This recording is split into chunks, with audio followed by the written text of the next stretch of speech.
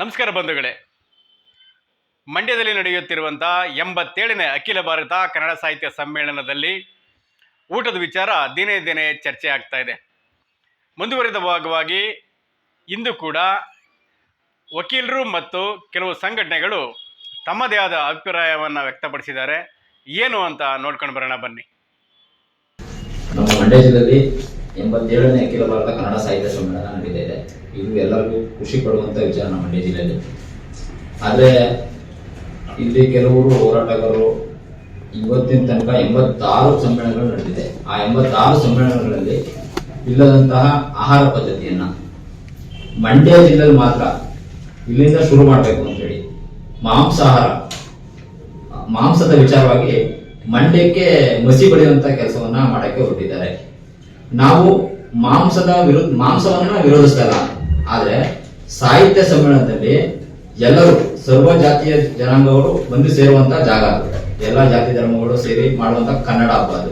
ಇಂತಹ ಕನ್ನಡ ಹಬ್ಬದಲ್ಲಿ ಸರ್ಕಾರಿ ಸಾರ್ವಜನಿಕ ಸಭೆ ಸಮಾರಂಭಗಳಾಗಿರೋದ್ರಿಂದ ಆ ಒಂದು ಕಾರ್ಯಕ್ರಮದಲ್ಲಿ ಮಾಂಸಾಹಾರ ಮಾಡುವಂಥದ್ದು ತುಂಬಾ ತಪ್ಪು ಅಂತ ನಮ್ಮ ವಾದ. ಹಾಗಾಗಿ ಮಾಂಸಾಹಾರ ಎಲ್ಲೂ ಯಾರು ಹೇಳಿಲ್ಲ, ತಿನ್ಬೇಡಿ. ಯಾರು ಕೆಲವರು ಮೊನ್ನೆ ಪ್ರೆಸ್ ಮೀಟ್ ಮಾಡಿದ್ರು, ಮಾಂಸದ ವಿಚಾರಕ್ಕೆ ಸಂವಿಧಾನವನ್ನ ಮಧ್ಯಕ್ಕೆ ತಗೊಂಡ್ಬಂದಿರು.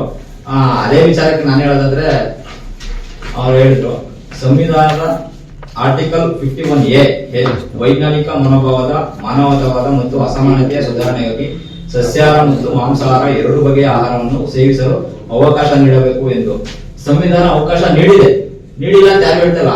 ನಿಮ್ ಮನೆಗಳಲ್ಲಿ ನೀವು ಯಾವ ಮಾಂಸ ಬೇಕಂತ ತಂದು ಬೇಯಿಸ್ಕೊಂಡು ತಿನ್ಬೋದು. ಹೋಟೆಲ್ ಹೋದ್ರೆ ನೀವು ಯಾವ್ದು ಕೇಳ್ತೀರಾ ಅದನ್ನ ಬೇಯಿಸ್ಕೊಡ್ತಾರೆ ಮಾಂಸಾಹಾರ ಪದಾರ್ಥಗಳನ್ನ. ಇದು ಸಾರ್ವಜನಿಕ ಸರ್ಕಾರಿ ಕಾರ್ಯಕ್ರಮ. ಇಲ್ಲಿ ಎಲ್ಲಾ ಜಾತಿ ಜನಾಂಗದವರು ಬಂದು ಸೇರುವಂತ ಜಾಗ ಇದು.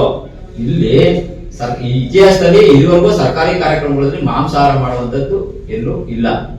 ಆದ್ರೆ ಇವರು ಮಂಡ್ಯ ಜಿಲ್ಲೆಗೆ ಮುಸಿ ಬಳಿಯುವಂತ ಕೆಲಸ ಮಾಡ್ತಿದ್ದಾರೆ.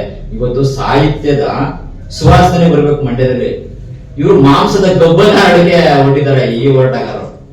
ನಾವು ಇದನ್ನ ತುಂಬಾ ಖಂಡಿಸ್ತೀವಿ. ನಾವು ಇದು ಆಗ್ಬಾರ್ದು. ಜಿಲ್ಲಾಡಳಿತಕ್ಕೆ ಮನವಿ ಮಾಡ್ಕೊಳ್ತಾ ಇದೀವಿ, ಸರ್ಕಾರಕ್ಕೂ ಮನವಿ ಮಾಡ್ಕೊಳ್ತಾ ಇದೀವಿ. ಯಾವುದೇ ಕಾರಣಕ್ಕೂ ಮಂಡ್ಯದಲ್ಲಿ ಸಾಹಿತ್ಯ ಸಮ್ಮೇಳನದಲ್ಲಿ ಮಾಂಸಾಹಾರ ಪದ್ಧತಿ ನಿಷೇಧ ಆಗ್ಬೇಕು. ನಾವು ಮಾಂಸವನ್ನ ವಿರುದ್ಧ ಹೋರಾಡ್ತಾರ. ಇದು ಸರ್ಕಾರಿ ಕಾರ್ಯಕ್ರಮ ಆಗೋದ್ರಿಂದ ಇದ್ರ ವಿರುದ್ಧ ನಾವು ಹೋರಾಡ್ತಾ ಇದೀವಿ ಅಂತ ನಾನು ಎಲ್ಲೂ ಹೇಳ್ತಾ ಇಲ್ಲ. ನಾನು ಹೇಳ್ತಿದ್ದೇನೆ, ಇವ ಅವ್ರು ಹೇಳಿದ ಸಂವಿಧಾನಕ್ಕೆ ಮಧ್ಯಕ್ಕೆ ತಗೊಂಡ್ರು, ಅದಕ್ಕೆ ನಾನು ಹೇಳಿದ್ದೇನೆ, ಅವಕಾಶ ಕೊಟ್ಟಿದೆ. ನೀನೊಂದು ಚೌಟ್ರಿ ಮಾಡ್ತೀಯಾ, ಕಾರ್ಯಕ್ರಮ ಮಾಡ್ತೀಯಾ, ಬಾಡೂಟ ಹಾಕ್ತೀಯಾ, ಅದಕ್ಕೆ ಯಾರು ಆಕ್ಷೇಪಣೆ ಮಾಡಲ್ಲ. ನೀನ್ ಯಾವ್ದು ದೇವಸ್ಥಾನ ಪರ ಮಾಡ್ತೀಯಾ, ಜನಕ್ಕೆ ಅಸೇವೆ ಮಾಡ್ತೀಯಾ, ಇನ್ಯಾವ್ದು ದೇವರ ಸ್ಥಳಕ್ಕೆ ಮರಿ ಕಡಿತ್ಯಾ, ಸಾಹಿತ್ಯ ಸಮ್ಮೇಳನಕ್ಕೆ ನಿಮ್ಗೆ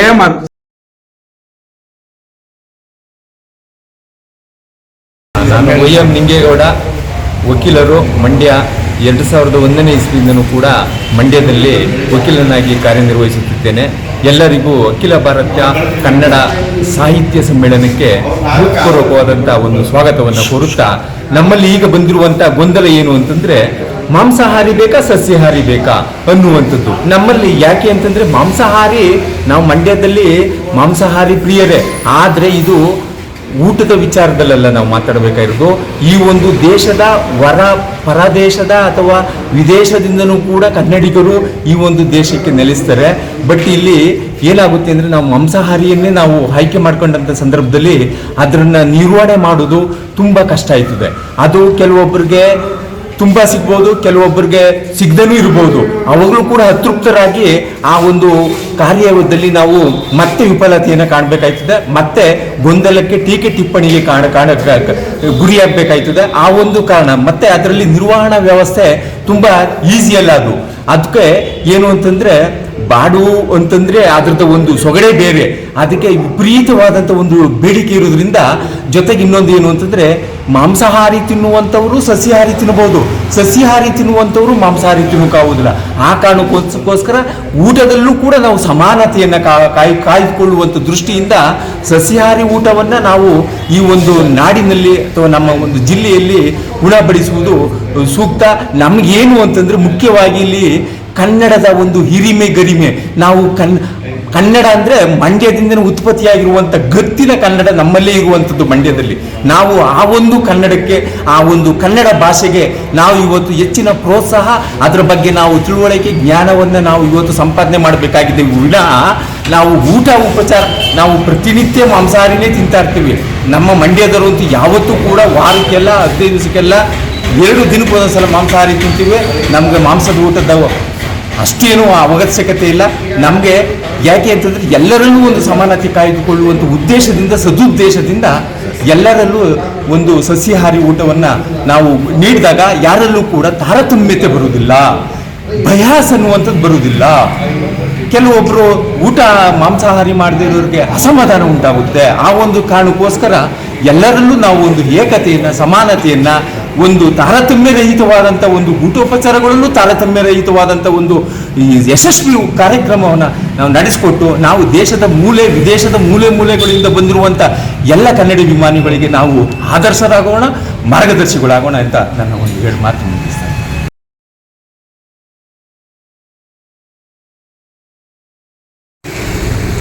ನನ್ನ ಹೆಸರು ಬೋರೇಗೌಡ, ಮಾಜಿ ಅಧ್ಯಕ್ಷರು, ಮಂಡ್ಯ ಕಸಬಾ ಕೃಷಿ ಪತ್ತಿನ ಸಹಕಾರ ಸಂಘ ಮಂಡ್ಯದಲ್ಲಿ ಕನ್ನಡ ಸಾಹಿತ್ಯ ಸಮ್ಮೇಳನ ನಡೀತಾ ಇದೆ. ಇಲ್ಲಿ ಆಹಾರದ ಬಗ್ಗೆ ಚರ್ಚೆ ನಡೀತಾ ಇದೆ. ಕೆಲವರಿಗೆ ಸಸ್ಯಾಹಾರ ಬೇಕು, ಮಾಂಸಾಹಾರ ಬೇಕು ಅಂತ. ನಾನು ಕಂಡ ಮಟ್ಟಿಗೆ ಮಾಂಸಾಹಾರ ಯಾವುದೇ ಸಮ್ಮೇಳನದಲ್ಲಿ ಇದುವರೆಗೆ ಮಾಡಿಲ್ಲ. ಅದರಿಂದ ಮಂಡ್ಯದಲ್ಲೂ ಕೂಡ ಸಸ್ಯಾಹಾರಿ ಊಟನ ವ್ಯವಸ್ಥೆ ಮಾಡಿದ್ರೆ ತುಂಬ ಚೆನ್ನಾಗಿರುತ್ತೆ ಅಂತ ನನ್ನ ಅಭಿಪ್ರಾಯ. ಈಗ ನಮ್ಮ ಮನೆ ಫಂಕ್ಷನ್ಗಳಲ್ಲಿ ಒಂದು ಬೀಗರೂಟ ಮಾಡಿದ್ರೆ 3,000 ಜನಕ್ಕೆ ಮಾಡಿದ್ರೆ ತುಂಬ ಕಷ್ಟ ಇದೆ ಮೇಂಟೈನ್ ಮಾಡೋದಕ್ಕೆ. ಅಂತಾದ್ರೂ ಲಕ್ಷಾಂತರ ಜನ ಬರ್ತಾರೆ, ಅದನ್ನು ಬಾಡೂಟ ಮಾಡೋದಕ್ಕೆ ತುಂಬ ತೊಂದರೆ ಆಗುತ್ತೆ. ಆದ್ದರಿಂದ ಈ ಒಂದು ಕಮಿಟಿಯವರು ಇರ್ಬೋದು, ಡಿಸಿಷನ್ ತಗೊಂಡು ಸಸ್ಯಾಹಾರಿ ಊಟನ ಮಾಡಬೇಕು ಅಂತ ನನ್ನ ಅಭಿಪ್ರಾಯ.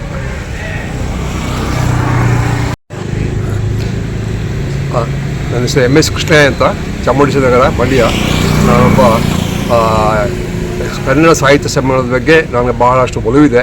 ಆದರೆ ಇತ್ತೀಚೆಗೆ ನಡೀತಾ ಇರ್ತಕ್ಕಂಥದ್ದು ಈ ಬಾಡೂಟ ಅನ್ನೋ ಸಂಸ್ಕೃತಿ ಯಾವ ಇಲ್ಲಿ ಹುಟ್ಟಿದ ಗೊತ್ತಾಗ್ತಾ ಈ ಸಂಸ್ಕೃತಿ. ಮಂಡ್ಯದಕ್ಕೆ ಹೇಳಿ ಮಾಡಿಸಿದ್ದೆ ಇದು. ಬಾಡೂಟನೇ ಮುಖ್ಯನಾ? ಅಲ್ಲಿ ಸಮ್ಮೇಳನ ಯಶಸ್ವಿಯಾಗಿ ನಡೀಬೇಕು. ಅಲ್ಲಿ ಬಹು ವಿಷಯಗಳ ಬಗ್ಗೆ ಚರ್ಚೆ ಆಗಬೇಕು. ಅದರ ಮುಖ್ಯವಾಗಿ ಮಂಡ್ಯದಲ್ಲಿ ಆಗುತ್ತಂಥ ರೈತಾಪಿ ವರ್ಗಕ್ಕೆ, ಇವತ್ತು ಕೂಲಿ ಕಾರ್ಮಿಕರ ಬಗ್ಗೆ, ಇದರ ಬಗ್ಗೆ ಎಲ್ಲ ಚರ್ಚೆ ಆಗಬೇಕಾದ ವಿಕಾಸ ಇದೆ.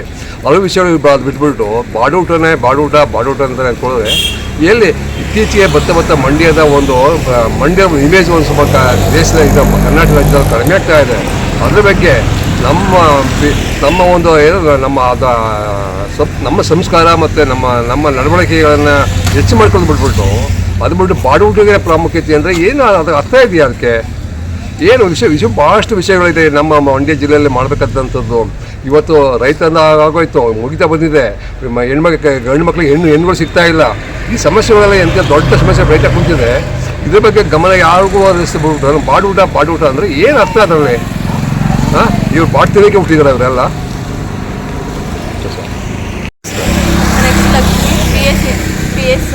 PU ಕಾಲೇಜಿನಲ್ಲಿ ಓದ್ತಿದ್ದೇನೆ, ಮಂಡ್ಯ. ಕನ್ನಡ ಸಾಹಿತ್ಯ ಸಮ್ಮೇಳನ ನಡೀತಿರೋದು ನಮ್ಮೆಲ್ಲರಿಗೂ ಖುಷಿಯಾಗಿದೆ. ಮತ್ತು ಅಲ್ಲಿ ಊಟದ ಬಗ್ಗೆ ತುಂಬ ವಿಚಾರ ನಡೀತಾ ಇದೆ. ಆ ವಿಚಾರದಲ್ಲಿ ಏನು ಗೊಂದಲ ಬೇಡ. ಏನಪ್ಪ ಅದು ಸಸ್ಯಾಹಾರಿನಿ ಅಥವಾ ಮಾಂಸಾಹಾರಿ ಅವ್ರಿಗೆ ಯಾವ ಇಷ್ಟ ಆಗುತ್ತೆ ಅದನ್ನು ಮಾಡಲಿ ಅಂತ